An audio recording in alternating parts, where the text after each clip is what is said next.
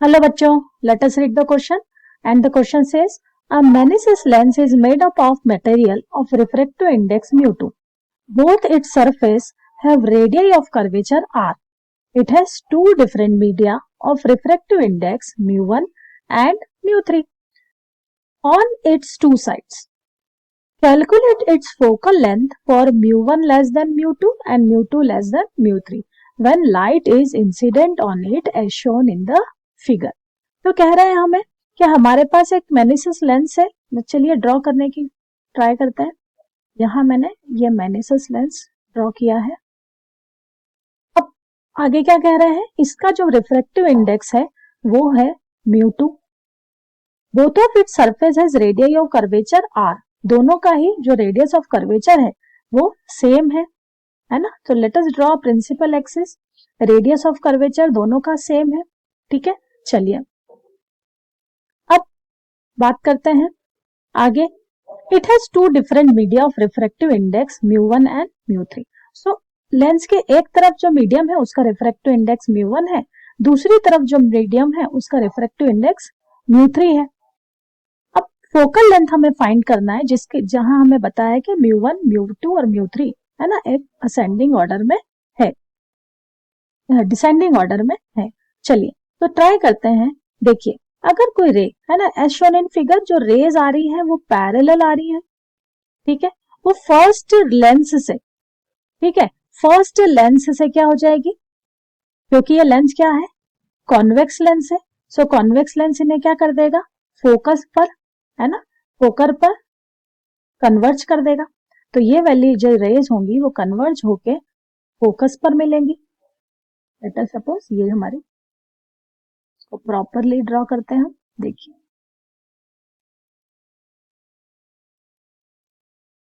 इस तरह से कन्वर्ज होकर पॉइंट पर मिलेंगी. यहां हमारी फर्स्ट इमेज बनेगी जो हमारी फोकस पॉइंट होगा. ठीक है, तो ये जो डिस्टेंस होगी, ये डिस्टेंस होगी हमारी फर्स्ट इमेज के लिए या फर्स्ट रिफ्लेक्शन के लिए. क्या होगा, डिस्टेंस ऑफ v.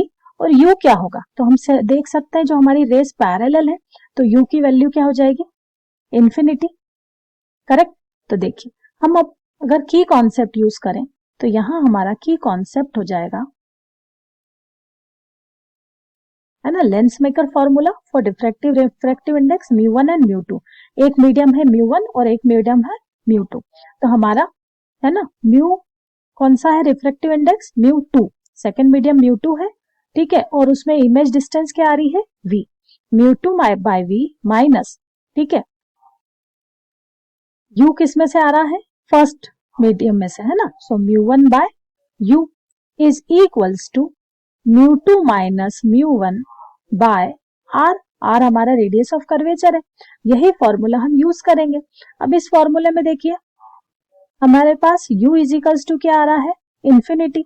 ठीक है, सो अगर हम अप्लाई कर दे वैल्यू तो this will become mu2 by v minus mu1 by infinity is equals to mu2 minus mu1 divided by r. तो further we will solve n. So this will become mu2 है ये, mu2 by v is equals to mu2 minus mu1 by r. v के लिए अगर हम इस equation को solve करें so v will become, v is equals to mu2 r divide by mu2 minus mu1. अब देखिए ये हमारी इमेज डिस्टेंस आ गई है. ठीक है, ये जो इमेज है, ठीक है, सेकेंड ऑब्जेक्ट के लिए अगर सेकेंड लेंस की बात करें तो ये लेंस हमारा सेकेंड लेंस है. ठीक है, सेकेंड लेंस के लिए ये हमारा इमेज ऑब्जेक्ट का काम करेगा. तो इस u को हम सेकेंड लेंस के लिए है ना u सपोज कर सकते हैं है ना. इट विल लिख सकते हैं, it will act as a object for second lens.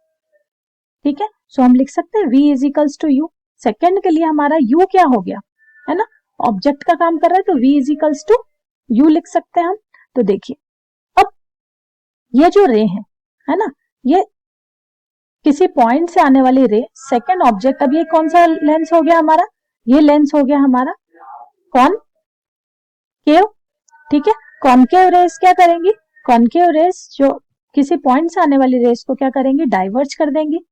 तो इस तरह से डाइवर्ज हो जाएगी रेस, ठीक है। अगर इसे आगे की ओर बढ़ाएं तो आगे की ओर जाकर ये किसी पॉइंट पर मिलती हुई दिखाई देंगी।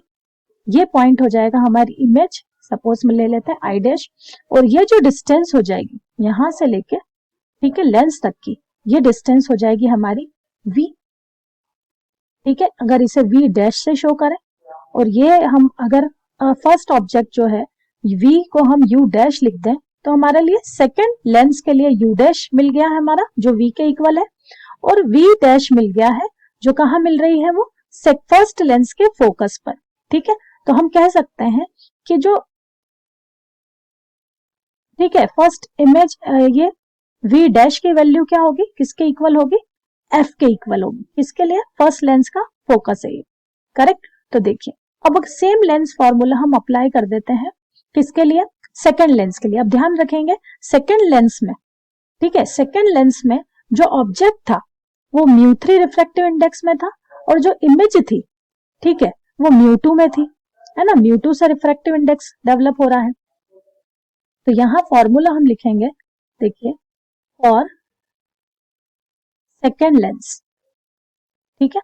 तो देखिए रिफ्रैक्टिव इंडेक्स क्या हुआ हमारा, रिफ्रैक्टिव इंडेक्स हुआ μ3, यहां हमें क्या मिला, इमेज, तो इमेज थी हमारी v डैश, माइनस इससे रिफ्रैक्टिव इंडेक्स हो रहा है लेंस सेकंड मीडियम है उसका, तो μ2 बाय u, है ना, u क्या था हमारा, u डैश, चेक कर लिया आप, है ना, u डैश। तो u डैश किसके इक्वल है, v के इक्वल, और v की वैल्यू हमने फाइंड कर ली है, इज इक्वल्स टू, अब रिलेशन हो जाएगा हमारा μ3 minus μ2 divide by r, radius of curvature second lens की भी r ही है। चलिए अप्लाई करते हैं, μ3 by v dash, μ3 by v dash minus μ2, u dash की वैल्यू v के इक्वल है तो v लिख दूं मैं यहाँ, is equals to μ3 minus μ2 by r, v की वैल्यू हमने फाइंड कर ली है, so μ3 by v dash is equal to, sorry, minus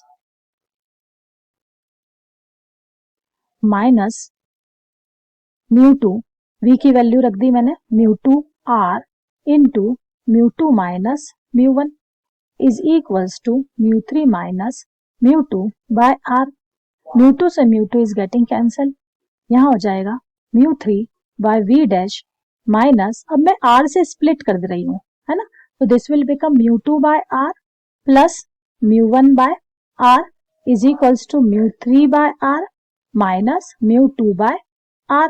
अब आप देखेंगे μ2 बाय r और μ2 बाय r सेम टर्म है, that will get cancel, now we will have μ3 by v dash minus μ1 by r is equals to μ3 by r। चलिए इसको थोड़ा सा precise कर देते हैं, μ3 by v dash is equals to μ3 minus μ1 by r, ठीक है। तो यहां से v डैश की वैल्यू फाइंड करें, so v dash is equals to हो जाएगा μ3 r divide by μ3 minus μ1, correct. So v dash किसके इक्वल है, v डैश हमारी जो इमेज बन रही है वो कहां पे मिल रही है, फर्स्ट इमेज के, फर्स्ट लेंस के फोकस पे, तो v डैश किसके इक्वल है, f के इक्वल है, μ3 r divide by μ3 minus μ1 and that is the focal length of r lens, ठीक है, क्योंकि रेडियस ऑफ कर्वेचर दोनों का सेम है तो फोकल लेंथ भी दोनों ही लेंस की क्या होगी, सेम होगी, यही हमने फोकल लेंथ फाइंड की है, this is equal to that. I hope this is clear to you. Thank you.